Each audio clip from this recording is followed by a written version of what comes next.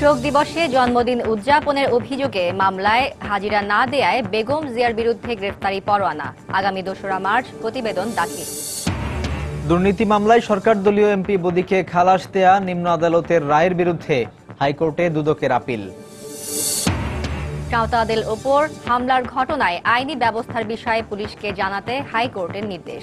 ধান কাটতে বাধা নেই। নাসিরনগরে হামলার ২ সপ্তাহ পার হলেও আতঙ্ক কাটছে না হিন্দু সম্প্রদায়ের। প্রকৃত দোষীদের শাস্তি না হলে শঙ্কা কাটবে না বলছেন নেতারা। এবং নরসিংদীতে ৭,০০০ অবৈধ আবাসিক সংযোগ বিচ্ছিন্ন, শনাক্ত হওয়া সকল অবৈধ গ্যাস সংযোগ বিচ্ছিন্ন করা হবে, হুঁশিয়ারি তিতাসের।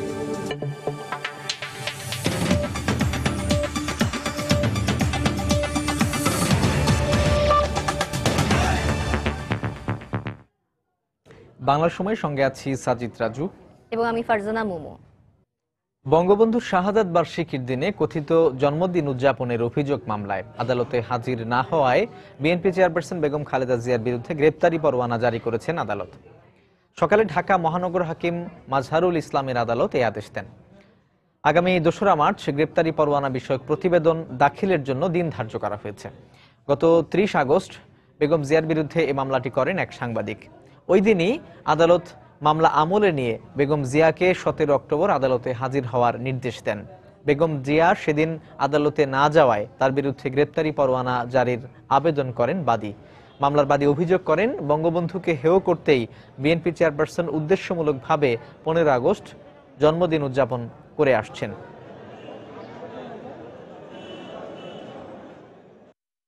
সমন আদালতে রিটার্ন হওয়ার পরে খালেদা জিয়া যখন আদালতে আসেন না, তখন আমরা গ্রেপ্তারি পরোয়ানা চাই। যে গ্রেপ্তারি পরোয়ানা অর্ডার আমরা আজকে পেয়েছি বেগম খালেদা জিয়ার বিরুদ্ধে।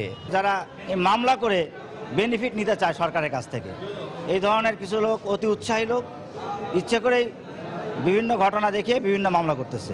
আমরা আইনগতভাবেই এর সমাধানে আগাবো। জ্ঞাত আয় বহির্ভূত সম্পদ অর্জনের অভিযোগে করা দুর্নীতির মামলা থেকে সরকার দলীয় এমপি আব্দুর রহমান বদিকে খালাস দেয়া নিম্ন আদালতের রায়ের বিরুদ্ধে হাইকোর্টে আপিল করেছে দুদক। এর আগে গতকাল দুর্নীতির অপর মামলায় বদিকে জামিন দেন হাইকোর্টের একটি বেঞ্চ। সকালে হাইকোর্টের সংশ্লিষ্ট শাখায় এই আপিল করেন দুদকের আইনজীবী খুরশিদ আলম খান। গত ২রা নভেম্বর ১,৯০,০০,০০০ টাকা সম্পদের তথ্য গোপনের দায়ে বদিকে ৩ বছরের কারাদণ্ড ও ১০ লাখ টাকা জরিমানা করলেও জ্ঞাত আয় বহির্ভূত সম্পদ অর্জনের অভিযোগ থেকে অব্যাহতি দেন ঢাকার বিশেষ জজ আদালত। আজ এই খালাসের বিরুদ্ধে আপিল করল দুদক। এদিকে গতকাল সম্পদের তথ্য গোপনের অপর মামলায় ৩ বছরের সাজা হওয়ার পর বদির আইনজীবীর করা জামিন আবেদনের শুনানি শেষে বিচারপতি রুহুল কুদ্দুসের একক বেঞ্চ ৬ মাসের অন্তর্বর্তী জামিন দেন।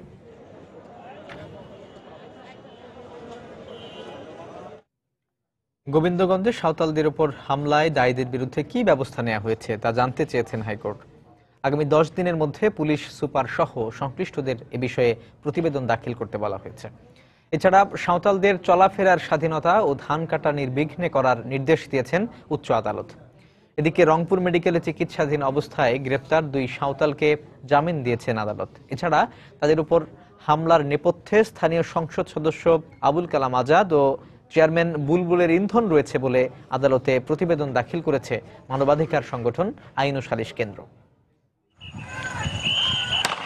গাইবান্ধার গোবিন্দগঞ্জে সাঁওতালদের উচ্ছেদকে ঘিরে সংঘর্ষ এবং তাদের বাড়িঘরে অগ্নিসংযোগের ঘটনায় উদ্বেগ প্রকাশ করেছেন উচ্চ আদালত। তাদের উপর পুলিশের গুলির বৈধতা, নিরাপত্তা সহ কয়েকটি বিষয়ে নির্দেশনা চেয়ে আইন ও সালিশ কেন্দ্র সহ ৩টি সংগঠনের করা রিটের শুনানিতে তাদের উচ্ছেদের প্রক্রিয়া নিয়ে প্রশ্ন ওঠে।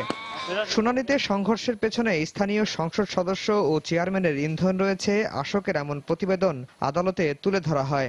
আদালতও স্থানীয় প্রভাবশালীদের যোগসাজশের কথা উল্লেখ করে বিষয়টি সমাধানে সরকারকে নিরপেক্ষ হওয়ার পরামর্শ দিয়েছেন। সাঁওতালদের ব্যবহার করে একটি পর্যায়ে এসে সাঁওতালদের এগেনস্টে নিজেরা এটা লুটে নেওয়ার জন্য ব্যবহার করেন, সেই বিষয়গুলো সই রিপোর্টে এসেছে। সেইটার আলোকে পরবর্তী কোর্ট ওই কনসার্ন যিনি এমপি এবং ওসি তাদের বিরুদ্ধে তিনি রুল ইস্যু করেছেন। পরে দায়ীদের বিরুদ্ধে কি ব্যবস্থা নেওয়া হয়েছে তা জানতে চান আদালত। একই সঙ্গে সাঁওতালদের চলাফেরা এবং চিনিকলের জমিতে লাগানো ধান কাটা নির্বিঘ্ন করতে আদেশ দেন উচ্চ আদালত। সাঁওতালরা যেন তাদের ঘর বাড়িতে শান্তিপূর্ণ থাকতে পারে তারা যাওয়া আসা করতে পারে সেই নিশ্চয়তা, তার নিরাপত্তা বিধান করার জন্য ওরা যে ধানগুলো চাষ করেছে সেই ধানগুলো ওদেরকে কাটতে দিতে হবে। মামলার সংখ্যা, অপরদিকে দোষী ব্যক্তি, সেগুলো অবশ্যই মামলার মধ্যে তো সেটা হবে, ইন্ডিকেট হবে, সেটার ব্যবস্থা নেওয়ার জন্য বলেছে। আগামী 30 নভেম্বর এই মামলার পরবর্তী শুনানির দিন ধার্য করা হয়েছে। এদিকে আটক সাঁওতাল বিমল কিস্কু ও চরেন সরেনকে জামিন দিয়েছেন গাইবান্ধার আদালত। আফজাল হোসেন, সময় সংবাদ, ঢাকা। গাইবান্ধার গোবিন্দগঞ্জে সাঁওতাল পল্লী পরিদর্শন করেছেন ভারতীয় সহকারী হাইকমিশনার অভিজিৎ চট্টোপাধ্যায়। বিকেলে মাদারীপুরের সাঁওতাল পল্লী ঘুরে দেখেন এবং তাদের সঙ্গে কথা বলেন। এ সময় সেখানে উপস্থিত ছিলেন গোবিন্দগঞ্জ উপজেলা নির্বাহী কর্মকর্তা আব্দুল হান্নান ও গোবিন্দগঞ্জ থানার ভারপ্রাপ্ত কর্মকর্তা সুব্রত কুমার সরকার। তবে অভিজিৎ চট্টোপাধ্যায় গণমাধ্যম কর্মীদের সঙ্গে কোনো কথা বলতে রাজি হননি।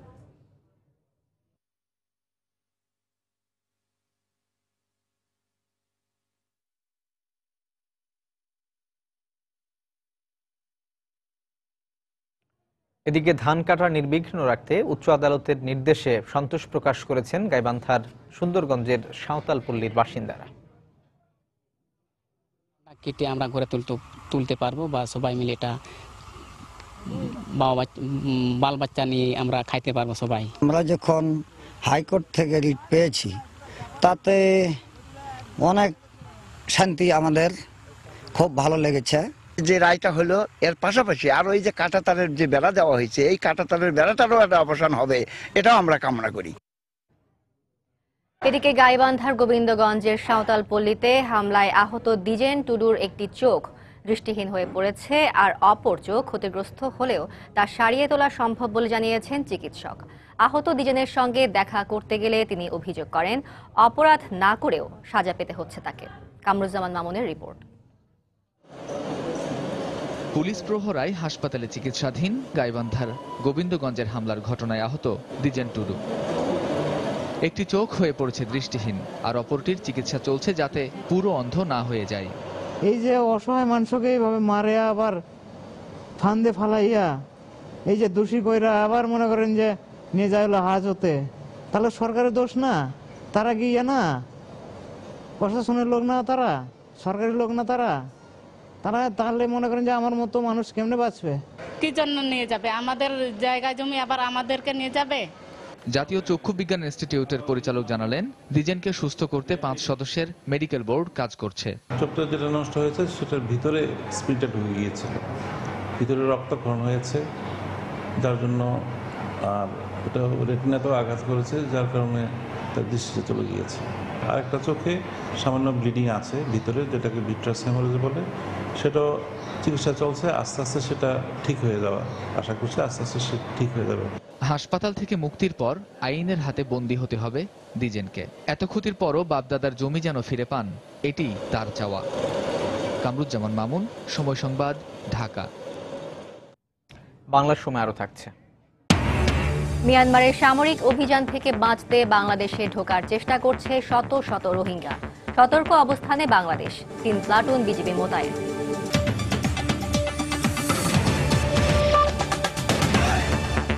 ব্রাহ্মণবাড়িয়ার নাসিরনগরে হামলার ঘটনার 2 সপ্তাহ পার হলেও আতঙ্ক কাটছে না এলাকার হিন্দু সম্প্রদায়ের লোকজনের। সম্প্রদায়ের নেতারা বলছেন, ঘটনার সঙ্গে জড়িত প্রকৃত দোষীদের শাস্তি না হলে এই শঙ্কা দূর হবে না। তবে পুলিশের পক্ষ থেকে বলা হচ্ছে, হিন্দু সম্প্রদায়ের নিরাপত্তার জন্য সব ধরনের ব্যবস্থা নেওয়া হয়েছে। উজ্জ্বল চক্রবর্তীর তথ্য ও জুয়েলুর রহমানের ছবি নিয়ে ডেস্ক রিপোর্ট। গত 28 অক্টোবর ব্রাহ্মণবাড়িয়ার নাসিরনগরে ধর্ম অবমাননার উড়ো খবরে হিন্দু পাড়ায় হামলা চালায় দুর্বৃত্তরা। এ সময় 10টি মন্দির এবং শতাধিক বসতঘর ভাঙচুর এবং লুটপাট করা হয়। এ ঘটনার পর স্বরাষ্ট্রমন্ত্রী সহ সরকারের উচ্চ পদস্থ কর্মকর্তা, রাজনীতিবিদ ও মানবাধিকার কর্মীরা দফায় দফায় নাসিরনগরে এসে হিন্দু সম্প্রদায়ের লোকজনকে অভয় দেন, কিন্তু তারপরও অজানা শঙ্কা আর আতঙ্ক কিছুতেই তাদের পিছু ছাড়ছে না। আমরা জাল বাইতে গেল, আমরা বয়সে মাছ ধরত গেল বয়সে, কিন্তু কোন দিন কোনটা হয় আমরা এই আতঙ্কের মধ্যে আছি। কিভাবে নিরাপত্তা থাকতে পারি, হ্যাঁ এইটাই চাই। 3 পালে তার হইতে না, মনের শান্তি হচ্ছে সবচেয়ে বড়।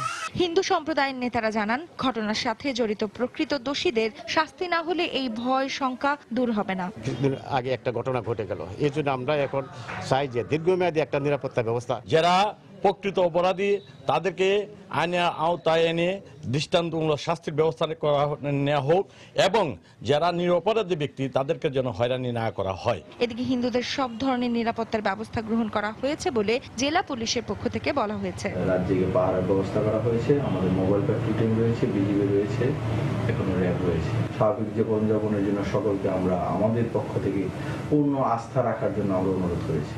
এই ঘটনায় নাসিরনগর থানায় মোট 6টি মামলা দায়ের করা হয়েছে। এসব মামলায় ভিডিও ফুটেজ দেখে পুলিশ এখন পর্যন্ত 85 জনকে গ্রেফতার করেছে। সময় সংবাদ, ব্রাহ্মণবাড়িয়া। ব্রাহ্মণবাড়িয়ার নাসিরনগর ও গাইবান্ধার গোবিন্দগঞ্জে সাঁওতালদের ওপর হামলার ঘটনায় আওয়ামী লীগই দায়ী বলে অভিযোগ করেছেন বিএনপির মহাসচিব মির্জা ফখরুল ইসলাম আলমগীর। সকালে ঠাকুরগাঁও শহরে নিজ বাসভবনে সাংবাদিকদের একথা বলেন তিনি। ব্রাহ্মণবাড়িয়াতে সেখানে তো বলে দেওয়া হচ্ছে মন্ত্রী এবং এমপির যে দ্বন্দ্ব, সেই দ্বন্দ্ব থেকে সেটা সৃষ্টি হয়েছে পরিকল্পিতভাবে। ঠিক একইভাবে গাইবান্ধাতে গোবিন্দগঞ্জে ঘটনা, সেটা এমপির নেতৃত্বে হয়েছে এবং চেয়ারম্যানের নেতৃত্বে হয়েছে। এখন এরা সবসময় যেটা করে উদরপিণ্ডি বুধর ঘরে চাপায় এবং নিজের অন্যায় অপরাধগুলোকে ঠেকে দেওয়ার জন্য বিএনপিকে দোষারোপ করে। এটা হচ্ছে তাদের স্বভাব। নরসিংদীতে ৭,০০০ অবৈধ আবাসিক সংযোগ বিচ্ছিন্ন করেছে তিতাস গ্যাস কর্তৃপক্ষ। এ সময় জব্দ করা হয়েছে ৪,০০০ মিটার পাইপ। কোম্পানির আঞ্চলিক কার্যালয়ের উপমহাব্যবস্থাপক তৌহিদুল ইসলামের নেতৃত্বে দুপুরে পলাশ উপজেলার ৭টি গ্রামে এসব অবৈধ সংযোগ বিচ্ছিন্ন করা হয়। তিতাস গ্যাস কর্তৃপক্ষ জানায়, বিতরণ লাইন থেকে ২ ইঞ্চি পাইপ ব্যবহার করে বাসাবাড়িতে অবৈধ সংযোগ দিয়ে গ্যাস ব্যবহার করা হচ্ছিল। পর্যায়ক্রমে জেলার শনাক্ত হওয়া সকল অবৈধ গ্যাস সংযোগ বিচ্ছিন্ন করা হবে বলে জানিয়েছেন তিতাস গ্যাস কর্মকর্তারা। ৭,০০০ লাইন বিচ্ছিন্ন করেছে। এখানে সরকারের প্রায় ৫০ লক্ষ টাকা রাজস্ব ক্ষতি হচ্ছিল। নরসিংদী জেলায় আর ৩০,০০০ থেকে ৪০,০০০ অবৈধ লাইন আছে আমাদের ধারণা। আর এই অভিযান, এই ব্যাপারে সরকার কঠোর, এটা অব্যাহত চলবে। ৭০ বছরের জটিলতা কাটিয়ে অবশেষে শুরু হতে যাচ্ছে চট্টগ্রামের সাথে মিয়ানমার সীমান্তবর্তী কক্সবাজারের ঘুমধুম পর্যন্ত রেল লাইন স্থাপনের কাজ। চলতি মাসে টেন্ডার প্রক্রিয়া শেষ হলে আগামী বছরের মার্চে আনুষ্ঠানিকভাবে আলোর মুখ দেখবে ২৮,০০০ কোটি টাকার বিশাল এই প্রকল্প। ইতিমধ্যে বাংলাদেশ সরকারের পক্ষ থেকে ৫,০০০ কোটি টাকা অনুমোদন দেওয়ার পাশাপাশি $১৫০ কোটি দেওয়ার সম্মতি দিয়েছে এশিয়ান উন্নয়ন ব্যাংক। বিস্তারিত জানাচ্ছেন কমল দে। রেলওয়ের পুরাতন নথিপত্র পর্যালোচনা করে দেখা গেছে, দ্বিতীয় বিশ্বযুদ্ধের আগে চট্টগ্রাম থেকে কক্সবাজারের রামু হয়ে তৎকালীন বার্মা পর্যন্ত আসাম বেঙ্গল রেলওয়ে লাইন সম্প্রসারণের পরিকল্পনা নেওয়া হয়। ৪৭ সালে দেশ বিভক্তির পর পাকিস্তান সরকার এর জরিপ শেষ করে, কিন্তু বাংলাদেশ স্বাধীন হওয়ার পর এই পরিকল্পনা অনেকটা চাপা পড়ে যায়। তবে বর্তমান সরকার এই প্রকল্পকে অগ্রাধিকার হিসেবে চিহ্নিত করে কাজ শুরুর নির্দেশনা দেয়। দোয়াজারি থেকে রামু হয়ে কক্সবাজার পর্যন্ত ১০১ কিলোমিটার, পরবর্তীতে রামু থেকে গুন্দুম পর্যন্ত ২৮ কিলোমিটার দীর্ঘ ডুয়েল গেজ রেলপথ নির্মিত হবে। এই রেলপথের মাধ্যমে আমরা মিয়ানমার হয়ে চায়নার সাথে সংযুক্ত হব ভবিষ্যতে। গত ২৬ সেপ্টেম্বর এই প্রকল্পের টেন্ডার আহ্বান করে রেলপথ মন্ত্রণালয়। আগামী ২৮ নভেম্বর টেন্ডার জমা দেওয়ার শেষ দিন। ২৮,০৩৪ কোটি টাকার এই প্রকল্পের মধ্যে বাংলাদেশ সরকার জমি অধিগ্রহণ হিসেবে খরচ করবে ৪,৯১৯ কোটি টাকা। দোহাজারী থেকে কক্সবাজার এবং কক্সবাজারের রামু হয়ে ঘুমধুম পর্যন্ত নতুন লাইন স্থাপনের জন্য বাকি টাকা খরচ করবে বিভিন্ন উন্নয়ন সংস্থা। এর মধ্যে এশিয়া উন্নয়ন ব্যাংক এডিবি $১৫০ কোটি দেওয়ার ব্যাপারে সম্মতি দিয়েছে। এটা 18,০০০ কোটি টাকার ফেস ভ্যালু ধরা হয়েছে। এখানে জমি অধিগ্রহণ করতে হবে এবং কনস্ট্রাকশন কস্টের জন্য টোটাল এই টাকা। আর এটাতে অর্থায়ন করবে এডিবি এবং বাংলাদেশ সরকার। প্রকল্পের সংশ্লিষ্টরা বলছেন, ট্রান্স এশিয়ান রেলওয়ের অংশ হিসেবে এই প্রকল্প বাস্তবায়নের মাধ্যমে পরবর্তীতে মিয়ানমার এবং চীনের সাথে সংযুক্ত হলে বাংলাদেশের অর্থনীতির নতুন দ্বার উন্মোচিত হবে। পর্যটন নগরী কক্সবাজার, এটাকে রেল নেটওয়ার্কের আওতায় আনা হবে। রেলের মাধ্যমে আমাদের বিভিন্ন দেশের আমদানি রপ্তানি বৃদ্ধি পাবে এবং দেশ অর্থনৈতিকভাবে অনেক লাভবান হবে। এই প্রকল্পের নির্মাণকালীন সময় নির্ধারণ করা হয়েছে ৩ বছর। রেলওয়ে কর্মকর্তারা আশা করছেন ২০২০ সালের শুরুতেই সম্পূর্ণভাবে চালু হবে বহুল আলোচিত এই রেল যোগাযোগ। কমল দে, সময় সংবাদ, চট্টগ্রাম। আগামী 20 নভেম্বর থেকে শুরু হচ্ছে 2016 সালের প্রাথমিক শিক্ষা সমাপনী ও ইবতেদায়ী পরীক্ষা।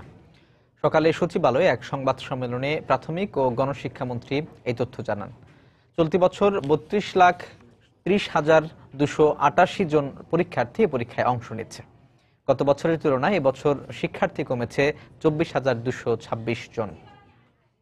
2016 সালে 32,30,288 জন কোমলমতি শিক্ষার্থী পরীক্ষায় অংশগ্রহণ করবে।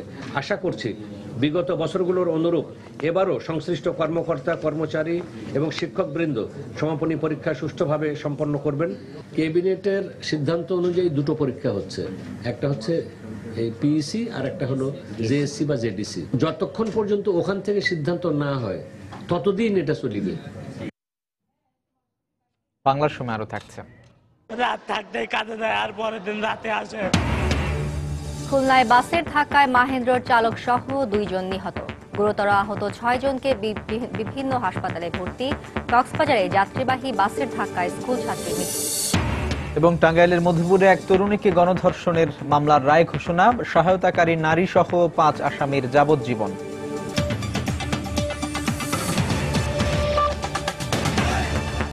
মিয়ানমারের রাখাইন প্রদেশে সামরিক অভিযানের হাত থেকে বাঁচতে সীমান্ত অতিক্রম করে বাংলাদেশে ঢোকার চেষ্টা করছে শত শত রোহিঙ্গা। আন্তর্জাতিক বিভিন্ন গণমাধ্যমে এ খবর প্রকাশিত হয়েছে। এসব রোহিঙ্গাদের মধ্যে বিপুল সংখ্যক নারী ও শিশু রয়েছে। এ অবস্থায় সীমান্তে সতর্ক অবস্থানে রয়েছে বাংলাদেশের বিজিবি সদস্যরা। এরই মধ্যে মিয়ানমার সীমান্তে অতিরিক্ত 3 প্লাটুন বিজিবি মোতায়েন করা হয়েছে। আন্তর্জাতিক বিভিন্ন গণমাধ্যম জানায়, গত 1 মাসে মিয়ানমারের রাখাইন রাজ্যে সেনা অভিযানে নিহত হয়েছে অন্তত 130 জন। রোহিঙ্গা মুসলমানদের এসব হত্যার খবরে বিশ্ব সম্প্রদায়ের উদ্বেগ সত্ত্বেও নির্বিকার মিয়ানমার কর্তৃপক্ষ। এছাড়াও কয়েকশো ঘরবাড়িতে আগুন দেওয়া হয়েছে বলেও অভিযোগ সেখানকার মানবাধিকার কর্মীদের। যদিও এসব অভিযোগ অস্বীকার করে আসছে মিয়ানমার সরকার। গেল মঙ্গলবারও সেখানে নিরাপত্তা বাহিনীর সঙ্গে সংঘর্ষে কয়েকজনের মৃত্যু হয় বলে জানায় গণমাধ্যম। নিহতদের সবাই অস্ত্রধারী বিদ্রোহী বলে দাবি করেছে দেশটির সেনাবাহিনী। এলাকাটিতে কোনো বিদেশি সাংবাদিকদের প্রবেশাধিকার না থাকায় এ নিয়ে সংবাদ সংগ্রহে বেগ পেতে হচ্ছে বলে বিভিন্ন গণমাধ্যমের পক্ষ থেকে জানানো হয়। এদিকে দেশটির নিরাপত্তা বাহিনীর দমনপীড়নের হাত থেকে বাঁচতে সীমান্ত অতিক্রম করে বাংলাদেশে ঢোকার চেষ্টা করছে শত শত রোহিঙ্গা। আন্তর্জাতিক বিভিন্ন গণমাধ্যমে এ খবর প্রকাশিত হয়েছে। এসব রোহিঙ্গাদের মধ্যে বিপুল সংখ্যক নারী ও শিশু রয়েছে।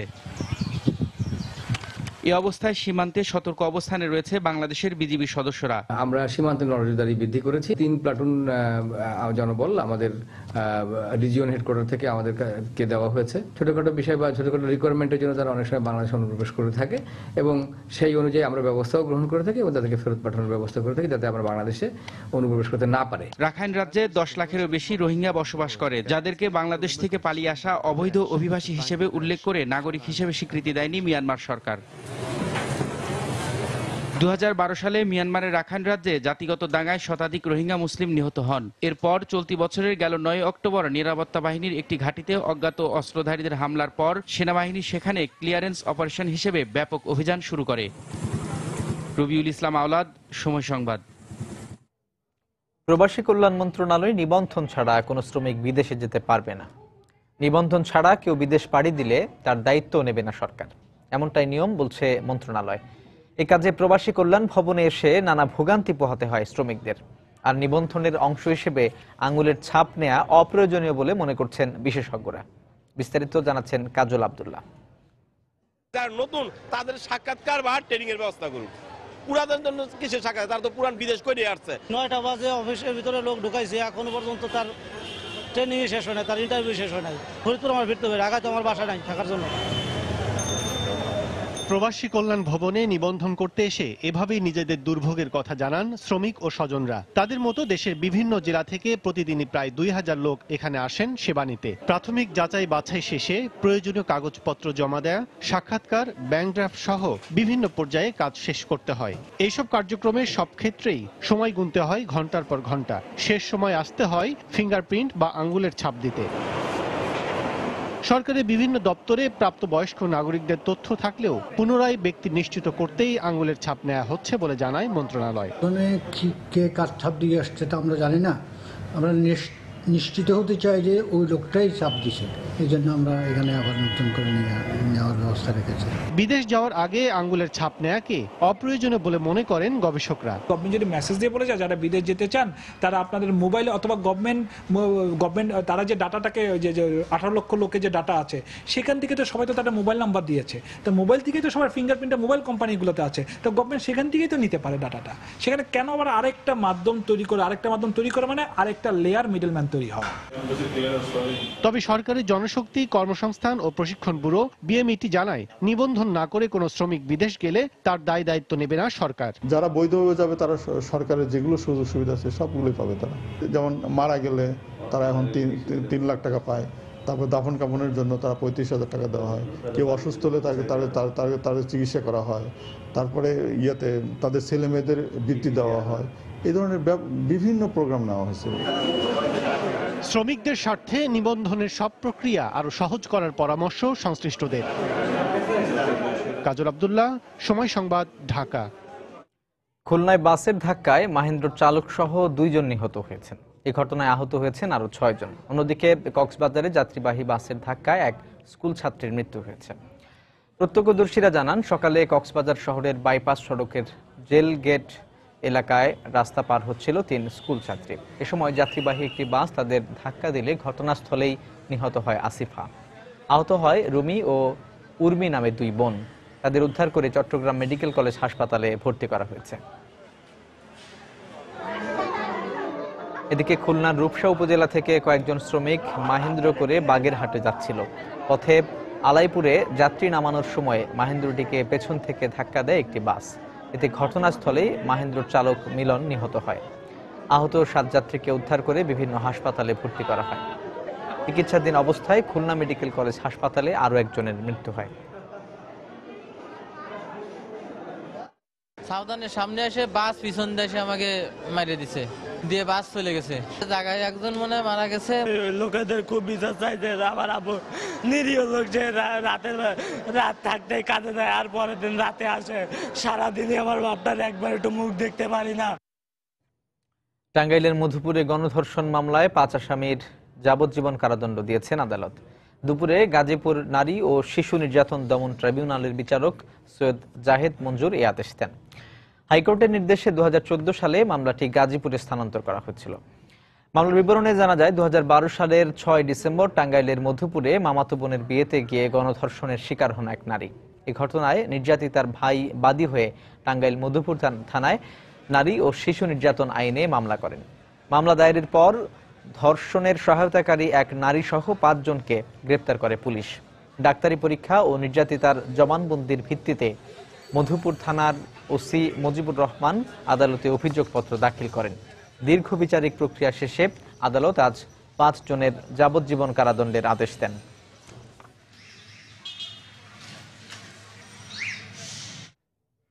সাবেক অর্থমন্ত্রী শাহ এম এস কিবরিয়া হত্যা মামলায় 2 প্রত্যক্ষদর্শী আজ আদালতে সাক্ষ্য দিয়েছেন। দ্রুত বিচার ট্রাইব্যুনালে এই মামলার 171 জনের মধ্যে এ পর্যন্ত 43 জন সাক্ষ্য দিয়েছেন। মামলার পরবর্তী তারিখ আগামী 23 ও 24 নভেম্বর নির্ধারণ করেছেন ট্রাইব্যুনালের বিচারক মোহাম্মদ মকবুল আহসান। এর আগে সকালে সিলেট সিটি কর্পোরেশনের বরখাস্তকৃত মেয়র আরিফুল হক চৌধুরী, হবিগঞ্জ পৌরসভার বরখাস্তকৃত মেয়র জি.কে. গৌস ও মুফতি হান্নান সহ 13 জনকে আদালতে হাজির করা হয়। এছাড়া মামলার জামিনে থাকা আরও 8 আসামিকে আদালতে হাজির করা হয়। তাদের উপস্থিতিতে ঘটনার প্রত্যক্ষদর্শী জামাল ও মুর্তুজা আলী সাক্ষ্য দেন। 2005 সালের 27 জানুয়ারি হবিগঞ্জের বৈদের বাজারে দলীয় এক জনসভায় গ্রেনেড হামলায় সাবেক অর্থমন্ত্রী ও আওয়ামী লীগ নেতা সহ শাহ এম এস কিবরিয়া সহ 5 জন নিহত হন।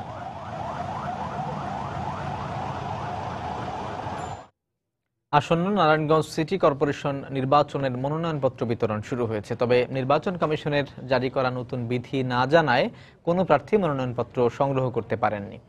সকাল থেকে জেলা নির্বাচন কর্মকর্তার কার্যালয়ে ভিড় করেন সম্ভাব্য মেয়র ও কাউন্সিলর প্রার্থীরা। তবে জামানত সংগ্রহ নতুন বিধি যোগ হওয়ার বিষয়টি না জানানোর কারণে প্রথম দিনে মনোনয়নপত্র সংগ্রহ করতে পারেননি বলে অভিযোগ প্রার্থীদের। শুধু ট্রেজারি চালানের কপি সংগ্রহ করেছেন অনেকে। অবশ্য নির্বাচন কর্মকর্তারা জানান নতুন বিধি সম্বলিত প্রজ্ঞাপন আগেই প্রকাশ করা হয়েছে। আগামী 22 ডিসেম্বর অনুষ্ঠিতব্য নারায়ণগঞ্জ সিটি নির্বাচনে 24 নভেম্বর পর্যন্ত মনোনয়নপত্র সংগ্রহ করতে পারবেন প্রার্থীরা।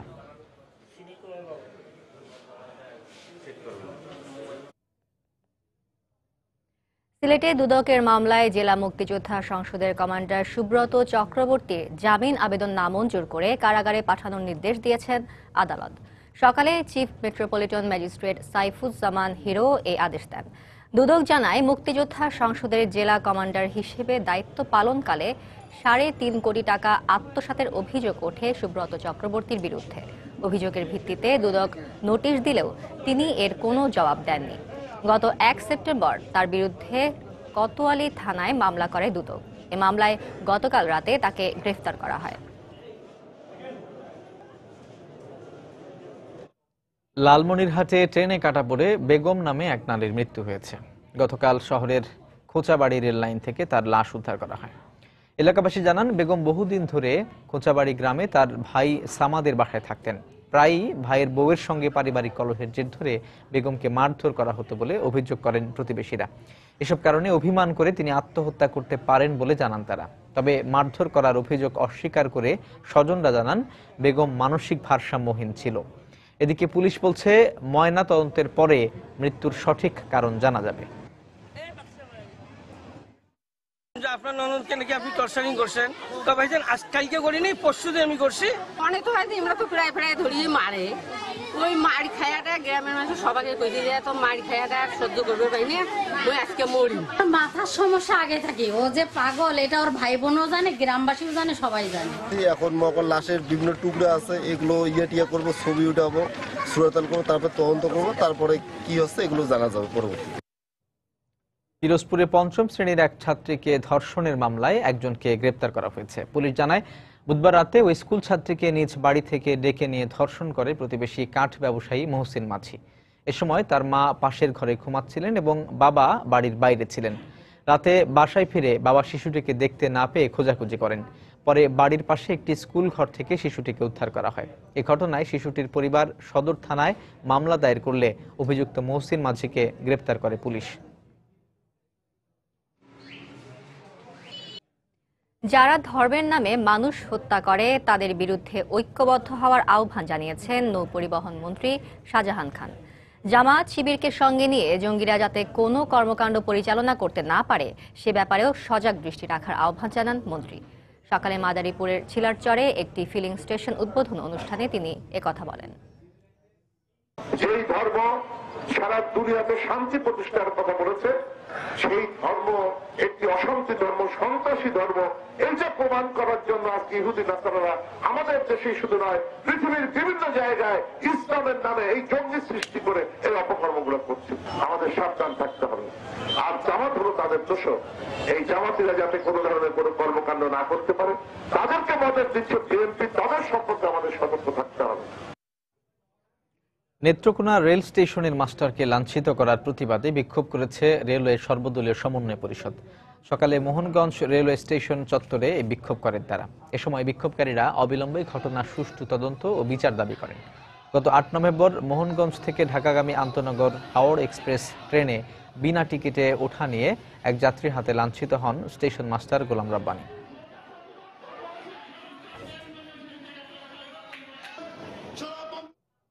ঝালকাঠিতে মন্দিরের জমি দখলকে কেন্দ্র করে দুপক্ষের সংঘর্ষের ঘটনায় জড়িতদের বিচারের দাবিতে বিক্ষোভ মিছিল করেছে হিন্দু সম্প্রদায়ের একাংশের লোকজন। দুপুরে কালীবাড়ি সড়কে অবস্থান নিয়ে এই বিক্ষোভ মিছিল করে তারা। এ সময় বক্তারা দোষীদের দ্রুত আইনের আওতায় আনার দাবি জানান। একই সময়ে ঘটনাস্থল পরিদর্শন করে দোষীদের বিরুদ্ধে ব্যবস্থা নেওয়ার আশ্বাস দিয়েছেন বরিশাল রেঞ্জের ভারপ্রাপ্ত ডিআইজি আকরাম হোসেন ও ঝালকাঠির জেলা প্রশাসক মোহাম্মদ মিজানুল হক চৌধুরী। এর মধ্যে জেলা প্রশাসকের পক্ষ থেকে তদন্ত কমিটি গঠন করা হয়েছে। গতকাল জমি নিয়ে বিরোধের জের ধরে কালীবাড়ি মন্দির কমিটি ও হিন্দু সম্প্রদায়ের চাল ব্যবসায়ীদের মধ্যে সংঘর্ষ হয়।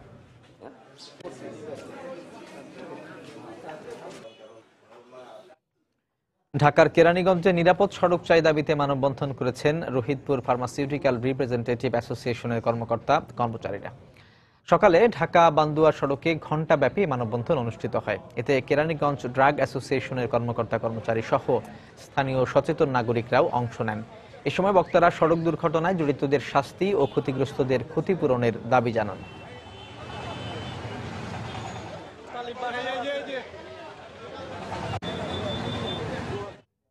গ্রীষ্ম ও বর্ষা মৌসুমে খুলনার ১৩খাদা উপজেলার খাল বিলে থাকা প্রচুর দেশি প্রজাতির মাছ বৃহৎ জনগোষ্ঠীর আমিষের চাহিদা পূরণ করে থাকে। এবারও শীতের শুরুতেই পর্যাপ্ত দেশি মাছ ধরা পড়েছে খালে বিলে। এতে জেলেরা লাভবান হচ্ছেন আর পর্যাপ্ত মাছ কাঙ্ক্ষিত দামে পেয়ে খুশি ক্রেতারাও। তরিকুল ইসলামের প্রতিবেদন, ক্যামেরায় ছিলেন নিয়ামুল হোসেন কোচি।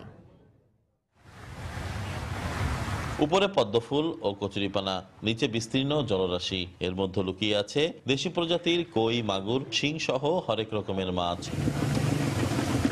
চিত্রা ও 18 বেকি নদী শুকিয়ে যাওয়ায় জলবদ্ধতার কারণে গত 10 বছর ধরে মাত্র একটি ফসল ফলাতে পারে খুলনার ১৩খাদা উপজেলার কৃষকেরা।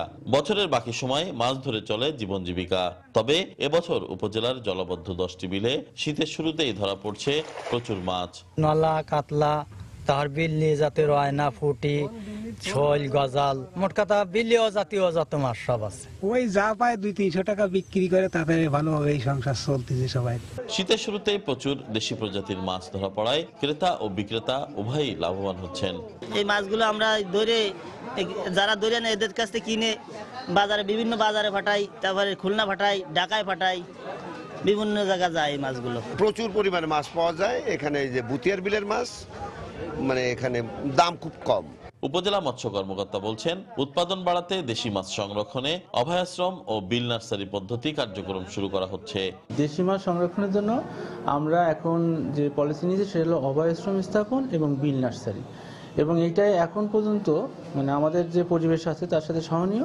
১৩খাদা উপজেলায় বছরে দেশি মাছ উৎপাদন হয় ৬,৫০০ মেট্রিক টন। এর মধ্যে ৪,০০০ মেট্রিক টন স্থানীয় চাহিদা মিটিয়ে দেশের বিভিন্ন স্থানে সরবরাহ করা হয়। তরিকুল ইসলাম, সময় সংবাদ, খুলনা। এদিকে সুনামগঞ্জে শাকসবজির বাম্পার ফলন হয়েছে, তবে যোগাযোগ ব্যবস্থা ভালো না থাকায় ন্যায্য মূল্য থেকে বঞ্চিত হচ্ছেন চাষিরা। কৃষি বিভাগ জানায়, সদর উপজেলার সৈয়দপুর, কৃষ্ণনগর ও বালিয়াকান্দি সহ আশপাশের বিভিন্ন এলাকায় ১০,৫০ হেক্টর জমিতে সবজি চাষ করা হয়। আবহাওয়া অনুকূলে থাকায় এসব জমিতে বাঁধাকপি, লাউ, মূলা, শিম, বেগুন ও করলা সহ বিভিন্ন প্রকার শাকসবজির বাম্পার ফলন হয়েছে। তবে উৎপাদিত সবজি বিক্রি করে ন্যায্য মূল্য পাচ্ছেন না তারা। চাষিরা জানান, পাশের সুরমা নদীতে ব্রিজ না থাকায় শহর থেকে পাইকাররা সবজি কিনতে আসতে পারেন না। এতে লাভের অংশ চলে যায় স্থানীয় ফড়িয়া ও মধ্যস্বত্বভোগীদের পকেটে। এই অবস্থায় রাস্তাঘাট সংস্কার সহ সুরমা নদীতে একটি ব্রিজ নির্মাণের দাবি জানিয়েছেন এলাকাবাসী।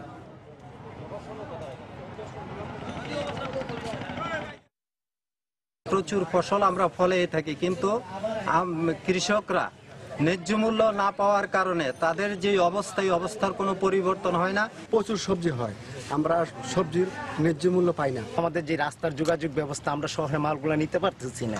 মালগুলো আমাদের গ্রামের বাজারেই কম দামে বিক্রি করতে হচ্ছে। এই সুরমা নদীর উপরে একটা ব্রিজ করার জন্য আমরা সরকারের ঊর্ধ্বতন কর্তৃপক্ষের নজর শুভকামনা করছি। টাঙ্গাইলে নানা আয়োজনে মাওলানা আব্দুল হামিদ খান ভাসানীর ৪০তম মৃত্যুবার্ষিকী পালিত হয়েছে। সকালে মাওলানা ভাসানী বিজ্ঞান ও প্রযুক্তি বিশ্ববিদ্যালয়ের vice chancellor professor doctor Mohammad Alauddin প্রথমে ভাসানীর সমাধিতে ফুল দিয়ে শ্রদ্ধা জানান। পরে একে একে ফুল দিয়ে শ্রদ্ধা জানান জেলার প্রেস ক্লাব সহ বিভিন্ন রাজনৈতিক ও সামাজিক সংগঠনের নেতাকর্মীরা। এছাড়া দিনব্যাপী সমাধিস্থলে মিলাদ, দোয়া মাহফিল ও মাওলানা ভাসানীর জীবনী নিয়ে আলোচনা সভা সহ নানা কর্মসূচির আয়োজন করা হয়।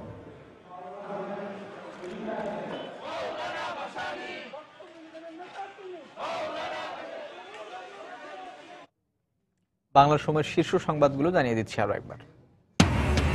শোক দিবসে জন্মদিন উদযাপনের অভিযোগ মামলায় হাজিরা না দেয়ায় বেগম জিয়ার বিরুদ্ধে গ্রেফতারি পরোয়ানা। আগামী ২রা মার্চ প্রতিবেদন দাখিল। দুর্নীতি মামলায় সরকার দলীয় এমপি বদিকে খালাস দেয়া নিম্ন আদালতের রায়ের বিরুদ্ধে হাইকোর্টে দুদকের আপিল। সাঁওতালদের ওপর হামলার ঘটনায় আইনি ব্যবস্থার বিষয়ে জানাতে প্রশাসনের প্রতি হাইকোর্টের নির্দেশ। ধান কাটতে বাধা নেই, আদিবাসীদের সন্তোষ। নাসিরনগরে হামলার ২ সপ্তাহ পার হলেও আতঙ্ক কাটছে না হিন্দু সম্প্রদায়। প্রকৃত দোষীদের শাস্তি না হলে শঙ্কা কাটবে না বলছেন নেতারা। এবং নরসিংদীতে ৭,০০০ অবৈধ আবাসিক গ্যাস সংযোগ বিচ্ছিন্ন, শনাক্ত হওয়া সকল অবৈধ সংযোগ বিচ্ছিন্ন করা হবে, হুঁশিয়ারি তিতাসের। এই ছিল বাংলার সময়। যে কোনো খবর পেতে ভিজিট করুন সময়নিউজ.tv। এছাড়া এইমাত্র পাওয়া খবর আপনার মোবাইলে পেতে SMS করুন *BN লিখে পাঠিয়ে দিন 16242 নম্বরে। সঙ্গে থাকুন সময়।